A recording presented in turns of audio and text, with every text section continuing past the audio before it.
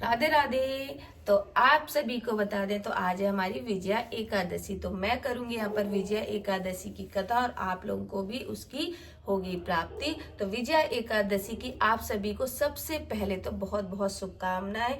तो सबसे पहले जब भी हम कोई कथा करते हैं तो विजया एकादशी की जैसे मैं कथा कर रही हूँ तो सबसे पहले क्या करेंगे हम लोग, नाम स्मरण। तो सबसे बोलेंगे सबसे पहले श्रीमन नारायण नारायण नारायण भज मन नारायण नारायण नारायण श्रीमन नारायण नारायण नारायण ओ श्रीमन नारायण नारायण नारायण ओ भज मन नारायण नारायण नारायण श्रीमन नारायण नारायण नारायण।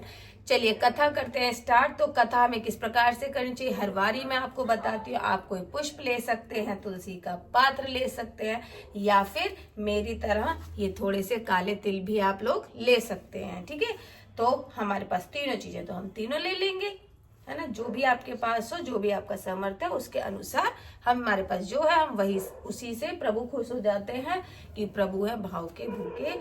तो चलो स्टार्ट करते हैं विजया एकादशी की कथा। कथा इस प्रकार है। श्री कृष्ण बोले कि इस एकादशी को व्रत करने वालों को सब दुख छूट कर संसार के सुख अपने आप ही प्राप्त हो जाते। यह एकादशी शत्रुओं को परास्त कर विजय की प्राप्ति कराने वाली है।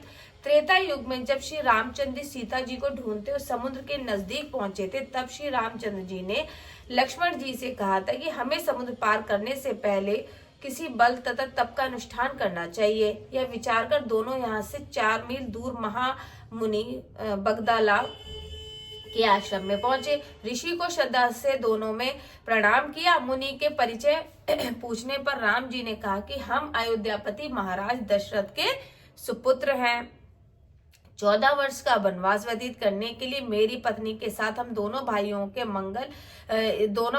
जंगल में जाने का लंका के राजा रावण ने सीता को जबरदस्ती अपहरण कर लिया है। उनको वापस छुड़ाने के लिए हमने वानरों के राजा सुग्रीव से नाता जोड़ा है।